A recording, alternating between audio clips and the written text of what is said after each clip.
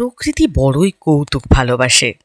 সে চায় তার খামখেয়ালি এই সৃষ্টির রহস্য মানুষ খুঁজুক, অবাক হয়ে দেখুক, বিস্ময়ে পুলকিত হোক।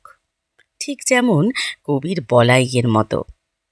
এই যেমন ঝুমকোলতা, অন্যান্য ফুলে ফুলের ৪টি স্তবক এমন আঁটো সাঁটো হয়ে বসে আছে যে একেবারে ধরবার জো নেই গো।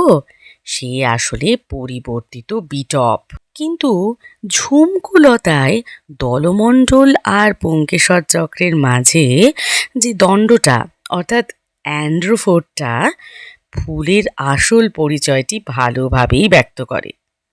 আসলে অন্যান্য ফুলের ৪টি স্তবকের ভেতরের পর্বমধ্যগুলি এতই খর্ব, মানে গ্যাপটা এতটাই কম, যে মনে হয় যেন সব পুষ্পপত্রগুলো পুষ্পাক্ষের একটি অংশ থেকেই বেরিয়েছে। অ্যান্ড্রোফোর দলমণ্ডল ও পুংকেশর চক্রের মাঝে পর্বমধ্যের অস্তিত্বকে সুস্পষ্টভাবে জানান দেয়।